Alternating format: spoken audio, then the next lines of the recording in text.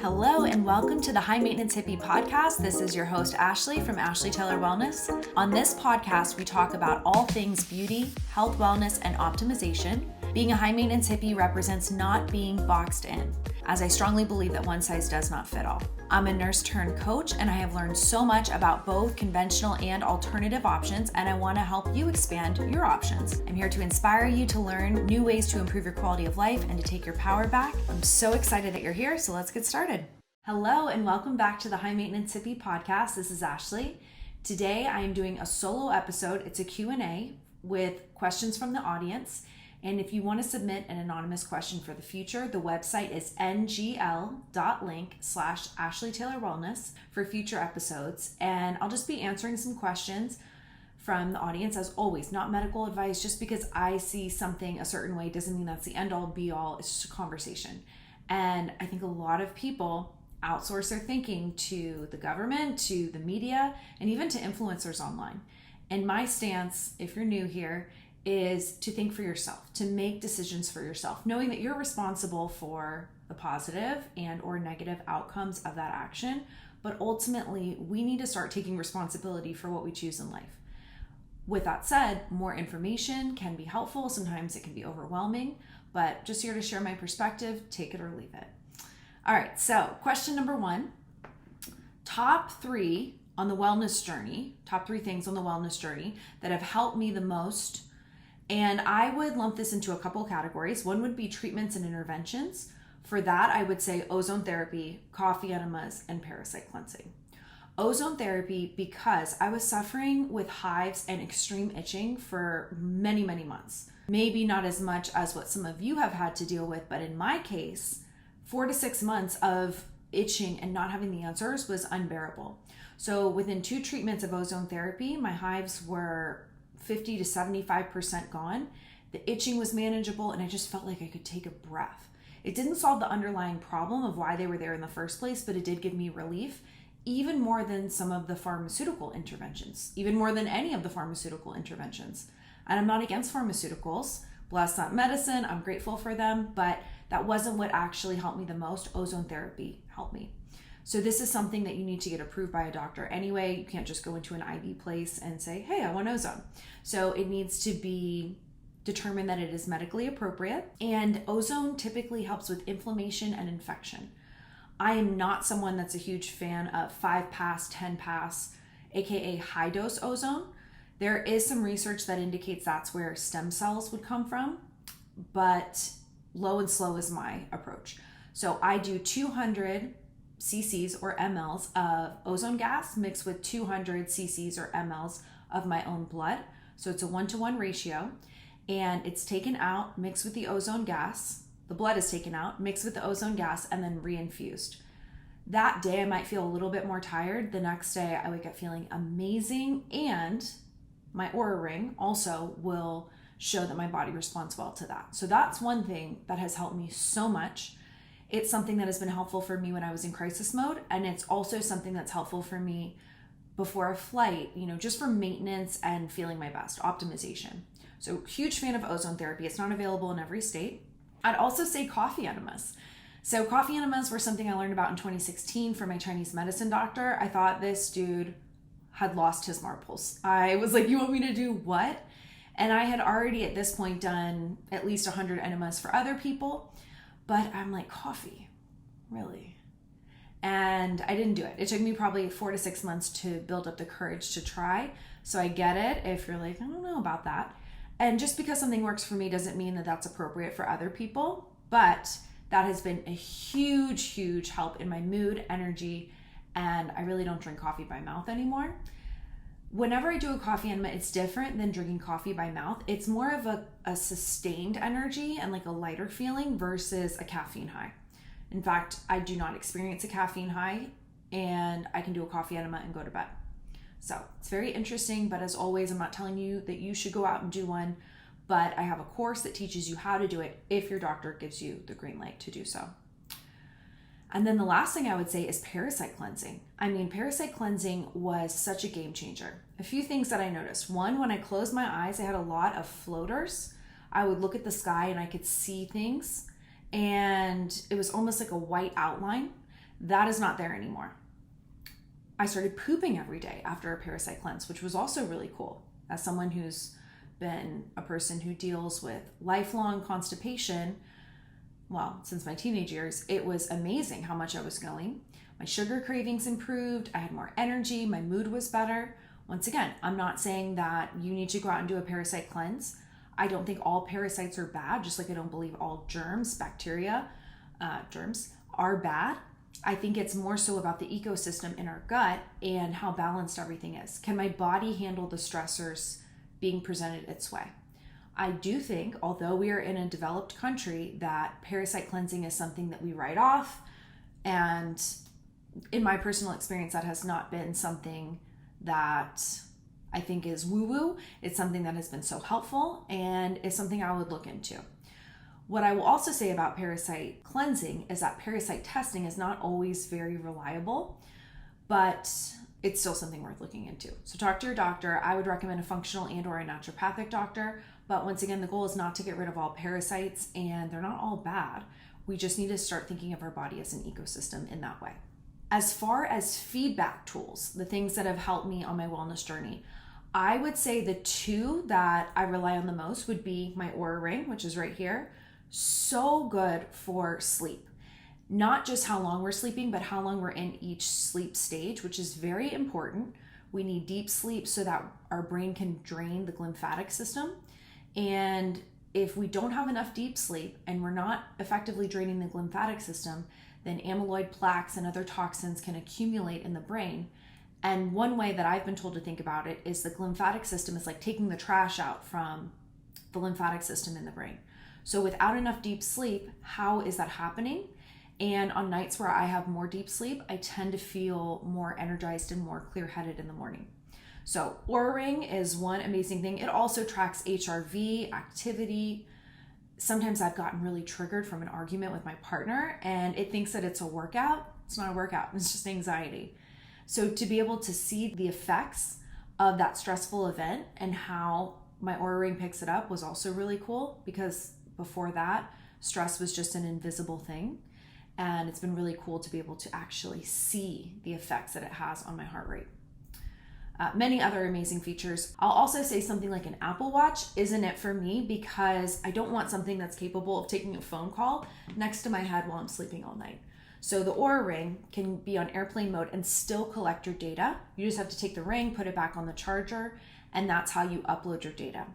So I'm a huge fan for many reasons. It's so incredible, and I use it with all of my coaching clients now. It was something I used intermittently with those who had it, but because those who have it are able to really see how their day-to-day lifestyle is impacting their health, that's why it's something I now include in my coaching program. So highly recommend. And the other thing that I use that's been very helpful as a feedback tool would be a CGM. So I have one on right now. This is a Librelink sensor, and it is from the company Nutrisense. I have tried other companies that offer CGMs at different price points, but the Nutrisense app is my favorite. It's the easiest to use. You can take a photo of your meal and see how your body responds to it 2 hours after. And a lot of people get upset that this isn't something that's available to people who have diabetes. Once again, is that Nutrisense's fault, or is that the problem that insurance companies have created? Why can't people get these accessible feedback tools so that they can really learn what's helping them and holding them back? We don't have time for that conversation today, but it's something that even 2 weeks, 4 weeks has been so helpful for me. And there were many things, like one example is a macro bar. I was like, okay, it's got clean ingredients and good to go.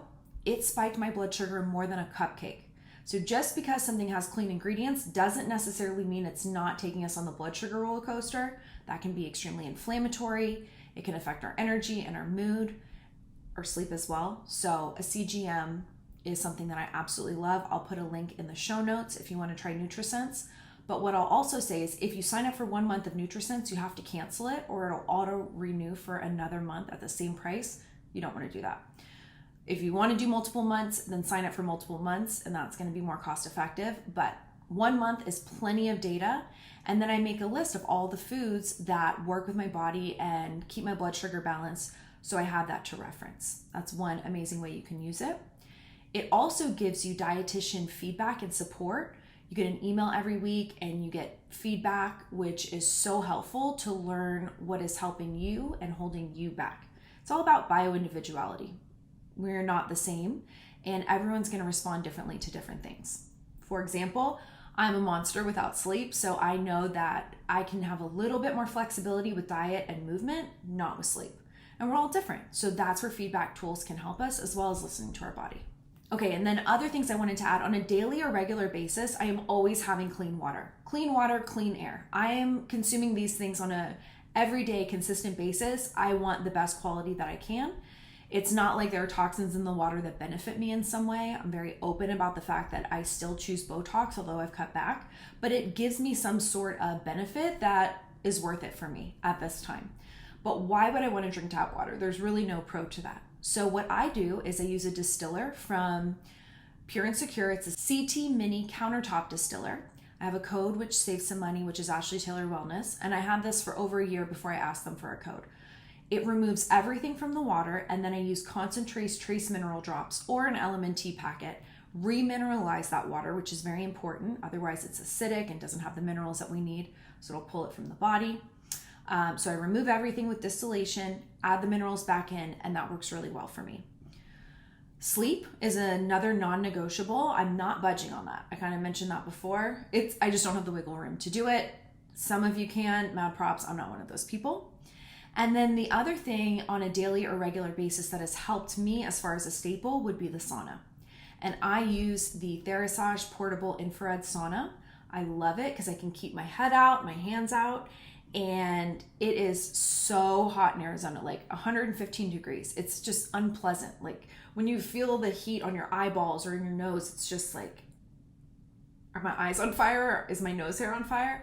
No, it's not. But it's just so unpleasant. So I like to go into the sauna in my air-conditioned home, and I'll keep my head out, keep my hands out, and then my head isn't drenched in sweat, which is nice. And I'm not uncomfortable while doing it, but I still get the benefits. From my neck down, I'm sweating like crazy. So huge fan of that. I will also put a link in the show notes with the discount code, which is Ashley Taylor Wellness. I try to keep the same one no matter what. But that is something that is so important for our cardiovascular health, for detoxification. There are a lot of mainstream sources that talk about this. Harvard is one that I can think of off the top of my head. I'm not going to say that it's appropriate for everyone, but it is something that is definitely overlooked, cost effective, and you don't even have to have one at home. Even if you have a sauna at your gym, even if it's not an infrared sauna, it is incredible, and it's just something to consider. So more is not better with the sauna. You want to ease your way into it, but the one that I use is from TheraBody, and I absolutely love it.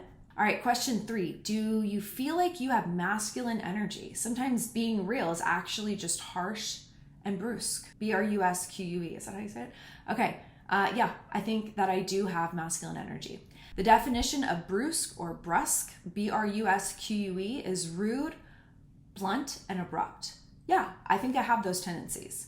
I think I have come so far, but I don't think I'm an asshole. I'm not like, hey, this is what you're going to do. I don't like being spoken to that way, so I'm not going to speak to other people that way. Being real is like, hey, here's how I see things. You're welcome to disagree. There's no charge with that. There's no needing to be right. It's simply sharing my perspective. So, I mean, you're welcome to let me know if you think I come off as like a know-it-all or something like that. But I am very much, what works for me is what works for me. What works for you is what works for you. I'm not here to tell you how to live your life or what you need to do. Please respect that for me. So, I mean, how would I have masculine energy? I would say in the beginning of my relationship of 6 years, I didn't want to receive any help. I thought it would be held over my head. And he was like, why won't you just let me help you? And I'm like, because I don't want you to hold it over my head. I don't want to feel like a burden. And that was a great example of masculine energy showing up. But then I went too much to one side where I wasn't doing enough for myself. So I think I've got a pretty good balance now, and there's probably still more work to do. But I like masculine energy in my business. I like being direct. I like being loving, which I think is typically a more feminine trait. But yeah, I definitely still have some hyper independence and masculine energy from a survival response, just from being so independent at an early age. Some of it serves me, some of it doesn't. But where I've learned to challenge my own masculine energy is when it comes off as this is the only way to think about things. This is the only solution, my way or the highway, and just having the sense of attachment versus, hey, I'll do what's right for me. And that's worked out really well. But yeah, I'm sure there are still layers for me to work through. Number 4, longest time I've gone without showering. Honestly, probably like a week. As far as washing my hair, at least 40 days, because I did the no shampoo challenge in 2019. I have very fine hair. That was not it for me. Some people can do it and thrive, but I love shampoo. I don't use it all the time. I wash my hair once a week. I use Nutrisense products, which I've talked about before. I get mine from Citrine. But in between washes, I use a Cure dry shampoo. It's a powder. And that really helps me because my hair gets oily and then flat and no bueno. Yeah, I've gone a long time without washing my hair and I prefer to shower, but I honestly don't shower every day. What do they call it? Pits and slits or pits and bits? I don't know.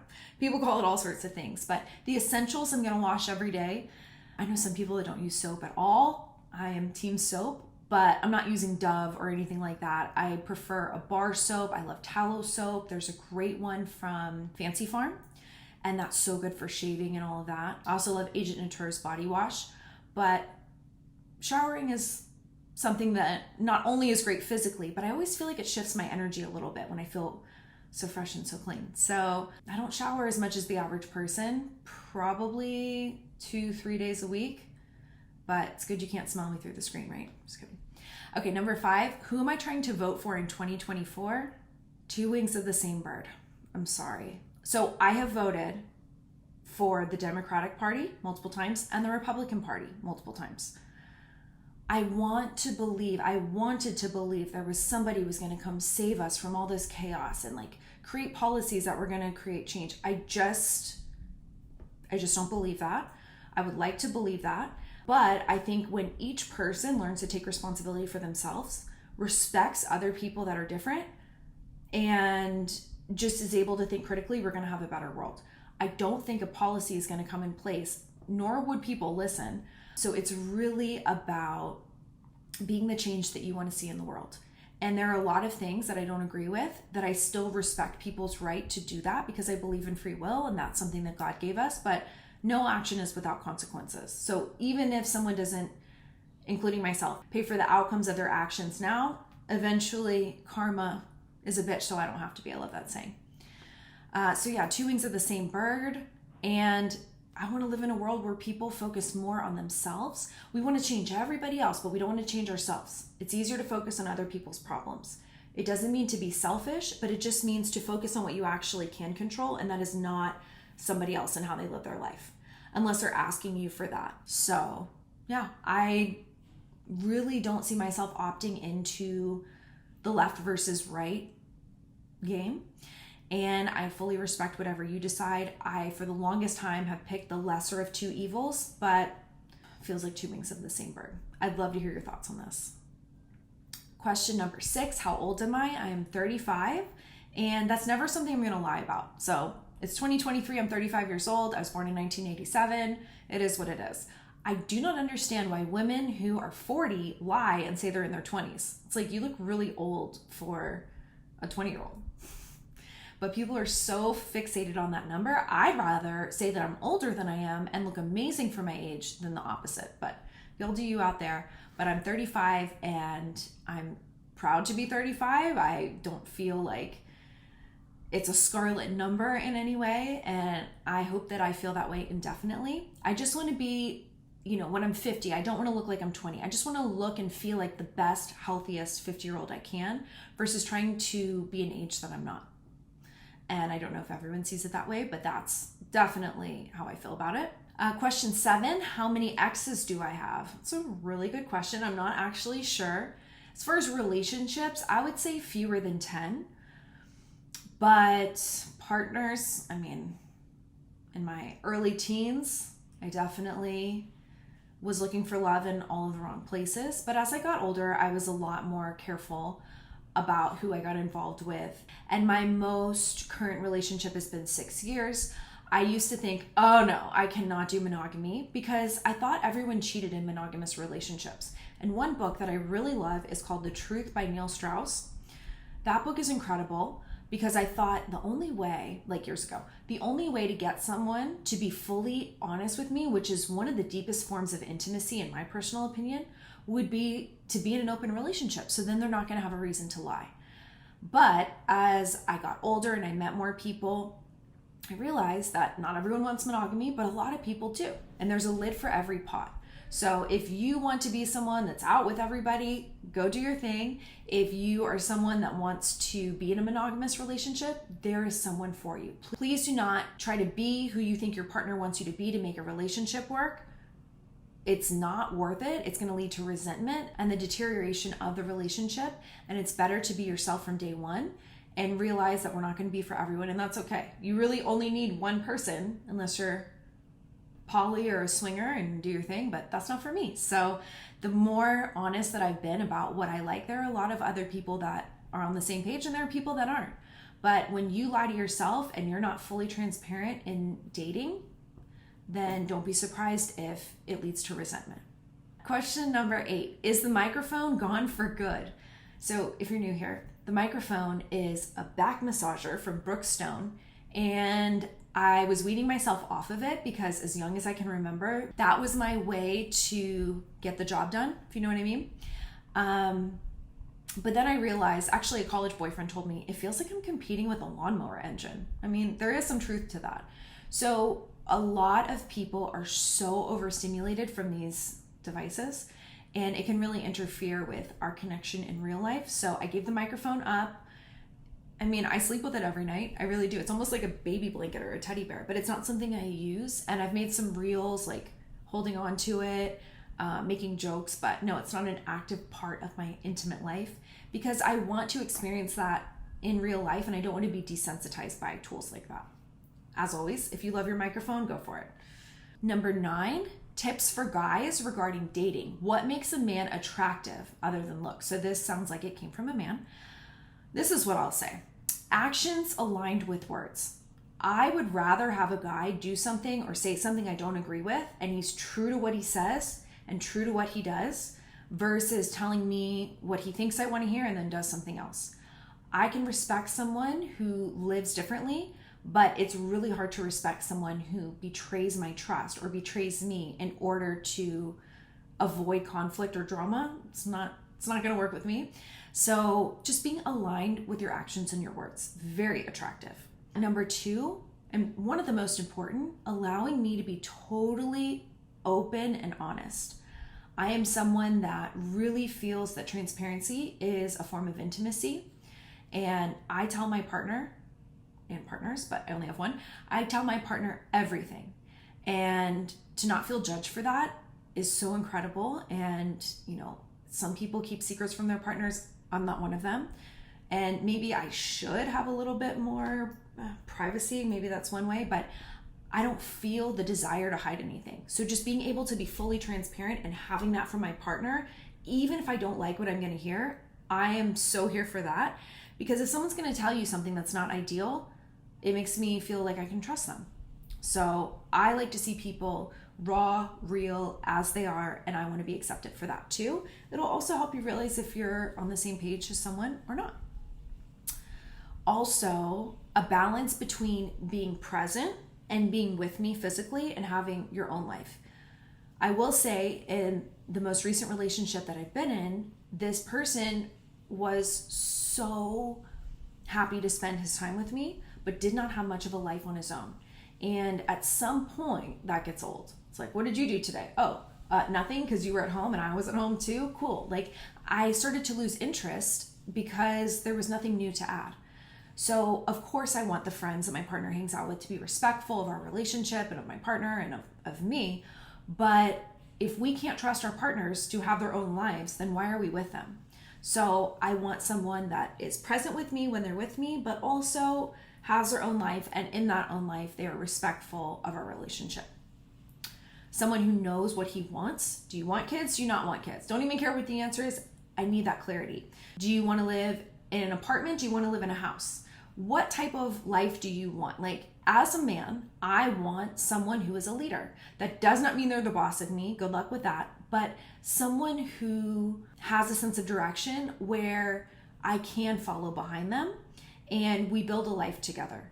But I don't want to be the one calling all the shots. It doesn't mean that I want someone controlling, and there is such a balance with it. And maybe that would be a great podcast episode, but I definitely want a man who's a leader who knows what he wants. As an example, I am not going to be inviting a dude out for our dates. I want someone who's like, hey, I'd love to take you to dinner, 8 p.m., such and such location. Great. So if I feel like I have to do the courting, I'm a little bit more traditional these days, and I want a man to do that. Some people say, hey, I love when the woman makes the first move, or whoever. I mean, whatever type of relationship you're in, fully respect that. But Bumble was never it for me because I'd have to message a guy first. I don't want to do that. I want to follow the lead of a man and let him pursue me. Let him pursue me. Desperate energy is not working. And I do think that many masculine men, which is what I'm attracted to, like to court women. They want to feel like they have pursued someone. And I actually like the feeling of being pursued. So it's a win-win there. And then in alignment with knowing what he wants, someone who isn't hot and cold regarding the relationship, of course we're going to have days where we're questioning things or not sure, at least in my experience. But overall, yes, I want to be with you and today's just a really tough day. Or yes, I want to be with you and I'm not sure how we're going to work past this issue, but I love you so much and we're going to give it our all.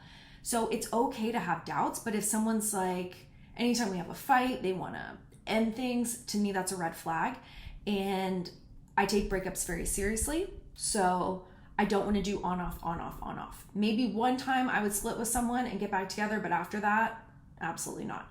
So I want stability. I want consistency. I want communication. And I do not want someone who's hot and cold. And then lastly, someone who can own their mistakes without becoming defensive. I will say it's a lot easier to do that when you have a partner who provides that space for you. So I will say that the relationship that I've been in for the past 6 years, there has been a lot of being able to own my mistakes and what I learned from it and how I was feeling and what I would do differently, and vice versa. It used to be really hard for him to apologize to me because he felt like it would be held over his head. In fact, when he calls himself out and he's like, you know what, could have handled that better, I don't hold it over his head. I'm like, thank you for acknowledging that. And then we build stronger from there. So it takes two mature people to be able to own their mistakes and course correct and change their behavior. But if you have someone that always holds things over your head or often holds things over your head, it might be a little bit harder to do that. But we're all going to make mistakes. But how we choose to handle that says more. Question number 10, do I even like school? No, not really. I dropped out of high school when I was 16. It was when I was a sophomore, and that was for multiple reasons. One, I was bored to tears, and I don't think school is really the best indicator of intelligence. It's a great indicator of discipline and being able to complete things based upon being assigned. However, there are so many intelligent people who do not jive well with school. So many amazing entrepreneurs and people that have to think outside of the box. And there are also people who do go to school and college, nurses, doctors, teachers, things like that. So if you're going to go to college, I think it's very important to pursue a degree where you actually need that. In many cases, skipping college is not the worst thing to do, especially, I mean, I have so many stories about this, but someone that I know who's very close to me, one of my first coaching clients actually, dropped out of high school, got a job that was $4 less an hour than I made at my first hospital. And I had $175,000 in student loans, and this person had no student loans. So yeah, they were making $4 an hour less, but they were in a better financial position than I was. I definitely needed to go to nursing school to be a nurse, but sometimes I think that we just go to college because we think that's what we're supposed to do, and that might be changing. And, is standardized testing the best indicator of intelligence?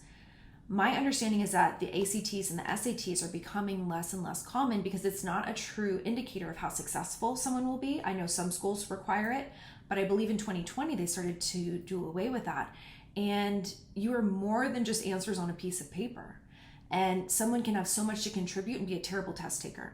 So I don't care if you're amazing at school, not amazing at school, but please don't correlate that directly with your intelligence.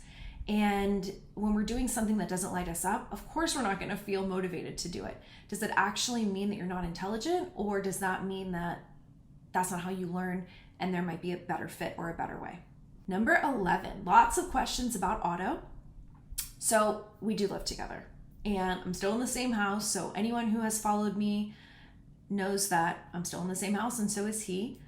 Per my therapist's recommendations, I'm not going into the details, but I do think that my intention and his intention for sharing so much about the relationship was to educate people on the lessons we learned, because we entered the relationship being like, I have no idea what a healthy, happy relationship looks like. Let's do our best. Let's learn our lessons and share with people.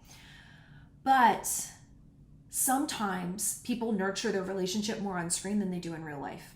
And I'm not saying for together, not together.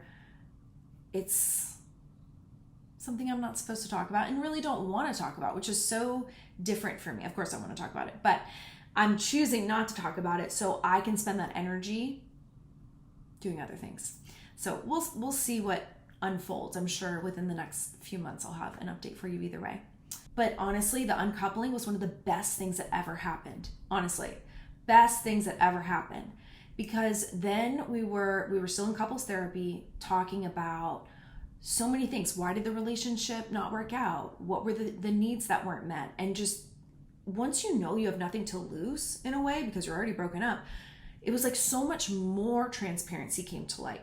And it just helped us grow a lot deeper, find a sense of self again. It was a very codependent relationship. Just a lot of good has come out of the uncoupling. But yes, we are still living together, and I will talk more about that as soon as it feels right. So not quite there yet. Number 13, I want to get a lip lift, but very scared of scars or keloids forming. Do you know how many people get permanent scars from this? Your lip lift looks great. Okay, so keloids are definitely something that can happen. And in my case, I don't have bad scarring. I did do microneedling. I popped a suture on this side though when I was flossing about like 6 days after. So that was my bad, not the surgeon's. But I'm so happy with the lip lift, and nips and tucks feel like a much better option than doing a bunch of Botox and injecting myself with filler. If you want to age naturally, that's on you. I like a certain look. I'm not apologizing for that. This is quite literally the High Maintenance Hippie podcast. But as far as the lip lift, what it does, it shortens the area between the nose and the top of the lip, and it shows more of the pink part of the lip, which can make it look fuller from the front, but from the side it doesn't. Some people choose to get their filler dissolved before doing this. I did not. Some people choose to get filler after. I have not. But I'm very happy with it. And you know, there are different treatments for scars and keloids, but you'd want to talk to the surgeon about that if it's something you're considering. But I'm telling you, the overfilled lip look, it's not cute. And the reason I decided to move away from filler was because from the side, you could look and tell I had that like duck-like shelf. And I'm like, not the look I'm going for. So, and I've heard dissolving it can be very painful and uncomfortable and expensive. So for now, I'm just letting it go away on its own.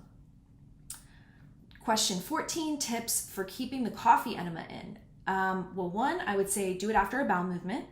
Number 2, binders can be helpful. So what happens when you do the coffee enema, the coffee goes in through the colon into the rectum. We have hemorrhoidal veins there, which connect to the portal vein. But if you lay on your right side, it should travel up to the portal vein, go to the liver, and then it circulates every few minutes. So if you have a high toxic load, a lot of bile that's being dumped, something like a binder, activated charcoal is one example, and zeolites, although I'm not as much a fan of those. Some people, they're great, but I take binders from Cellcore. So binders about 20 minutes before can help to absorb some of that bile, so it's a little bit easier to hold. But I would also say less coffee to start. So in my course, I teach a ratio of 3 tablespoons for 3 cups of coffee. And that's great, but some people that might be too much. So you might want to start with 1 tablespoon of coffee in 3 cups of water and work your way up. This is not medical advice. Please talk to your doctor because it's not appropriate for everyone, but these have been things that have been helpful for me. And the last would be to do a warm coffee enema, never hot. If you put your pinky in and you can't keep it in for 10 seconds, it's too hot. So a cold coffee enema makes me feel crampy and it's harder to hold. So those are the things that have helped me. Using a ratio of lower coffee, a little bit on the warmer side, not hot though, taking binders and doing it after a bowel movement. Question 15, what does a daily routine look like? I followed you for years, but super curious. Meals, daily supplements, do you rotate? Go by how you're feeling? Thanks, boo. All right, ideally I'm up at 6 a.m. every day and I wake up on my own without an alarm. So that is so important to me. I am working again, which I think could be another fun podcast episode as a nurse.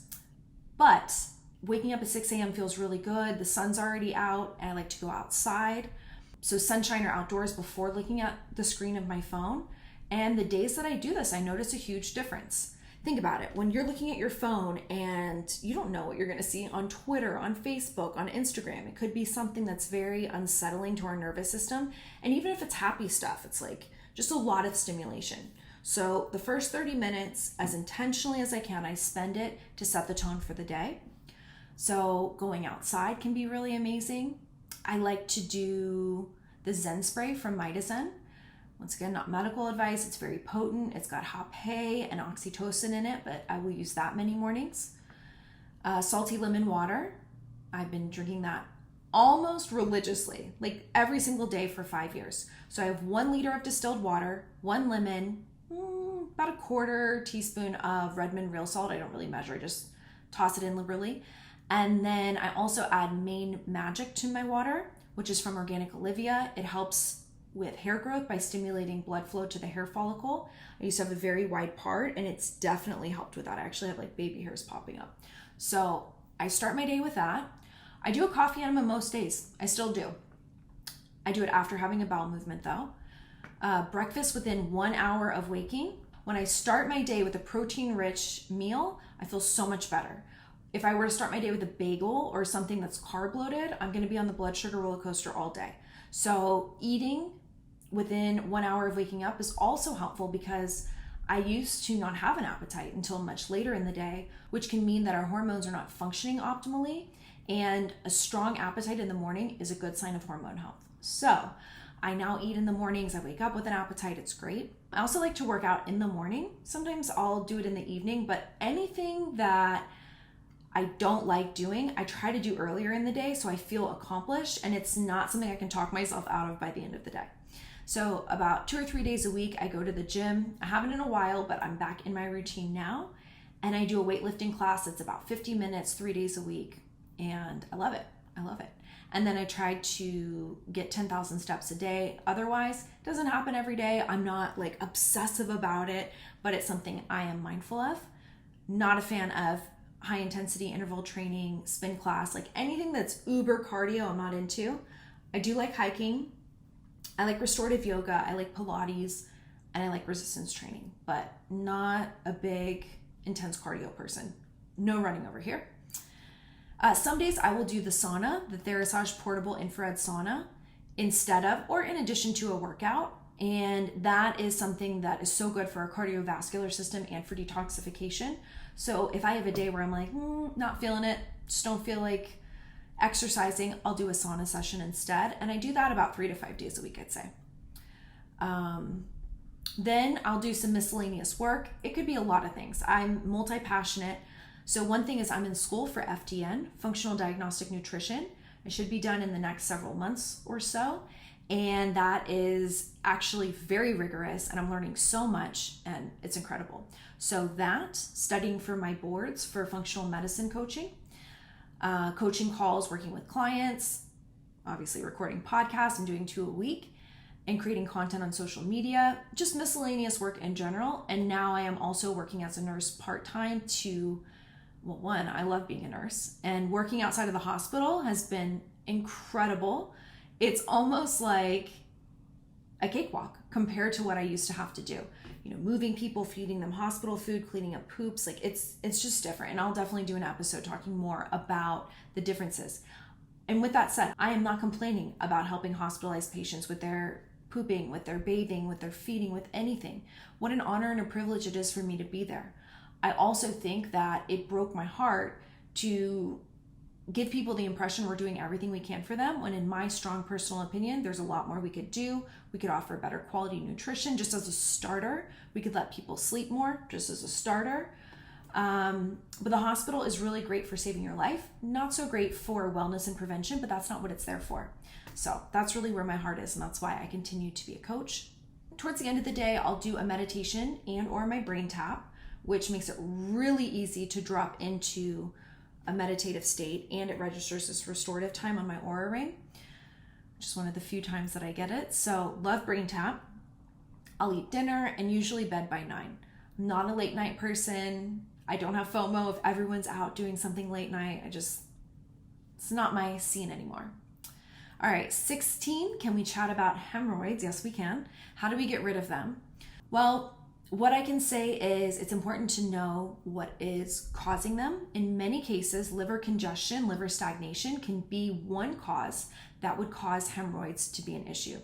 So what is your liver support like?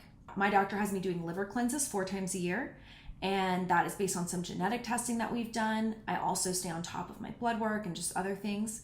So liver, that would be a big one. Do not strain while having a bowel movement, and don't skip bowel movements. When you gotta go, you gotta go. But don't strain, because when we do that, one, it can activate a vasovagal response. Don't want that because you can pass it on the toilet. But number 2, it can make hemorrhoids worse. Number 2, sorry. The other thing is having a squatty potty or a stool under your feet. That can be very helpful for hemorrhoids. You're not straining as much. Stool softeners. The only one that I know of is Colace, aka Docusate Sodium. That is something you can get from CVS, Walgreens, and it's not the healthiest choice, but it gets the job done. When we have softer stool, we can more effectively pass it. So if you're not hydrated, and just because we drink water doesn't mean we're properly hydrated, so we need to make sure that we're hydrating with minerals and drinking enough water. Without enough water, our stools will become harder and drier, and it can just be harder to pass, leading to more straining. As far as a supplement, I would say magnesium citrate is incredible. We also give that in the hospital when people are constipated. It usually comes in a liquid form, but it also comes in capsules. So that's something that's great. And I really like the supplement called Intestinal Movement Formula by Health Force. That's something that you can get on Amazon. I don't know if I see it from Full Script, but that has been really helpful. But you still want to ask, why am I not able to poop? Why is this so hard? And stress has a lot to do with that as well. Also, a castor oil enema. This is something that I forgot to do the last time I traveled. So what I do is I take a Fleet enema bottle. You can get it at CVS or Walgreens. Empty it out and put in just like an inch or so of castor oil. Infuse that into the rectum at home. And then for like 3 days, my poops are just sliding out, which is great. So once again, not addressing the root cause, but if you know that you're going to be flying, which constipates a lot of people, having something that allows it to slide out can be more helpful. But with hemorrhoids, there are certain procedures that can be done. I'm not for those if it's something you can manage on your own, but make sure you're hydrated, make sure you're moving your body. You know, when we're stagnant on the inside, it's going to affect everything. So making sure we move, making sure that we're hydrated, in the proper position for elimination, and something to soften the stool like a castor oil enema or stool softener. Not medical advice, not telling you to do it, just things to look into and ask your doctor about, because I quite literally mean it when I say that one size doesn't fit all. These are just things to look into. I'm not just saying that to cover myself. I'm saying that because truly one size does not fit all.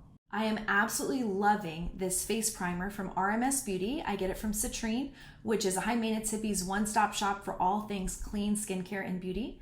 The RMS Beauty face primer is called Re-Evolve Radiance Locking Primer. The way that I use it is I clean my skin, I put on an antioxidant serum, I put the primer on, and then a light layer of lotion. Once I put my makeup on top of that, it looks flawless all day, so it helps it last longer and it just looks better, sits nicer on my face. And this product, you can save 10% with the code ASHLEYTAYLORWELLNESS, so check it out, and lots of other amazing options from Citrine. Number 17, where would you start if you're wanting to get off Concerta ADD meds? Any therapy recommendations, supplements to repair the brain? Okay, everyone's different. Everyone's different. I was on Adderall for 10, 15 years, can't even remember. This is what helped me. I did a micronutrient panel so that I could figure out how to address nutritional deficiencies that I had. Just because you read about something online, it doesn't actually mean that your body needs that. So the micronutrient panel helped me see what I needed. And my doctor was like, how are you even making serotonin? You don't have any of the things that you need to make that. And I was like, okay. So it was really cool to be able to pick supplements that my body actually needed. And once you address some of these nutritional deficiencies that are specific to you and look into neurotransmitter production, that will be a game changer for many. There's a reason why these medications help. So what neurotransmitters is the medication acting on? And then what are other ways to meet that need from a more foundational place? So working with someone is going to be really key here. I would also say gut testing. Our gut and our mind, it's so connected. We know that now, but even 5 years ago, it was very woo-woo. So a GI map test is one example. A gut zoomer from Vibrant Wellness is another example, or even something like a Viome test. And I can put a link in the show notes for you as well with a discount code so you can save on that. Also love that that test gives you your biological age. And I was 35 and my biological age came back at 35, so that was cool. But we want to know what's going on in our gut.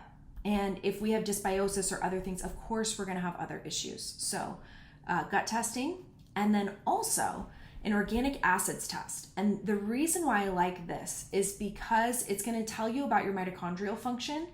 And mine was in the toilet. I mean, it was so bad when I first tested it. I'm going to paraphrase here, but let's say the first reading, it was like 8 out of 100 as far as my mitochondrial function. And the last time I did it several years later, it was like 85 out of 100. Major improvement. But things like fluorescent lighting, being inside all day, screens, those things can harm our mitochondria. Things that are helpful for our mitochondria, red light, nature, morning sun, methylene blue is something that I take. I'm not telling you to take that, but there are things that we can do to optimize our mitochondria, and phytonutrient-rich foods. They say eat the rainbow. We're not talking about Skittles here. So having enough phytonutrients and colorful foods from nature is also very helpful for supporting our mitochondria. Without enough energy and cellular energy, we're not going to be able to focus and get things done. So listen, you want to take ADD meds, go for it. But would it also be worth your time, if accessible to you, to look at what's within your control to improve your focus without that? I'll also say sugar, bless that drug, but my focus is off for days. My mood is off about 3 days after, and I feel great when I have it, but then I crash. It affects my sleep, all sorts of things. So a lot of people are having super processed foods. They're on the blood sugar roller coaster and they're like, why can't I focus? Why do I feel like this? So those are some things I would look into. And number 18, your favorite part of your body. I'd say aesthetically, my boobs. People think that they are fake. They're not. I just have dense breast tissue, as explained on the Pre-Nouveau episode. But more so than that, I'd say functionally, having limbs and a healthy brain. These things are so underappreciated, but I'll never forget. I don't know if I've shared this story on this podcast, but it's a good one, so I'll share it again. There was one time where I was working in a hospital, and I had someone who came from the operating room. It was a new patient for me, and this person was not much older than me at the time. And so I was like, why are you smiling so big? Did they give you an extra dose of pain medicine or something? And she was like, no, girl, I still got my other leg. And wow, did that put things into perspective for me? Just realizing that here I am complaining about trivial shit, and someone just went through something that is quite intense, and they have an amazing attitude. So, I'm so grateful for my arms and my legs. I have ugly feet with bunions, but you know what? Those ugly feet get me around from place to place, and I'm so grateful. And my brain, truly, because cognitive decline is something that's really scary. The numbers do not look good for the next 30 years. And I want to do everything I can to age as gracefully as I can. On the outside, obviously, I'm vain. We all know that. But on the inside, how are my organs? How's my brain? And that is just as important. So yeah, I hope that this episode was fun for you all. I love to do Q&A episodes. And then it feels more like I'm engaging with you all. So if you have any questions, the website is ngl.link/ASHLEYTAYLORWELLNESS. And I hope you enjoyed this episode. Let me know if you have any questions that you want to ask for next time. And I hope you enjoyed. Thanks for tuning in. Thank you for listening to the High Maintenance Hippie podcast. If you enjoyed this episode, please subscribe to the podcast, rate it, and leave a review, ideally a 5-star review if you loved it. All of this is free of charge and really helps me to be able to run the podcast. If you take a screenshot and tag me, I'll repost you and shout you out on Instagram. So tag Ashley Taylor Wellness and High Maintenance Hippie Podcast. If you have any feedback or guests that you'd like to have, I would love to hear from you so that I'm not just talking at you. I really want to deliver things that are valuable. So send me an email with any feedback, suggestions, or ideas for guests at ashley@ashleytaylorwellness.com. And I will leave you with a disclaimer. Please know that this is not medical advice or replacement for seeking medical care. Everything discussed on this podcast is for educational and informational purposes only. Always consult with your medical provider before making any changes. Thanks for tuning in, and I'll see you next time.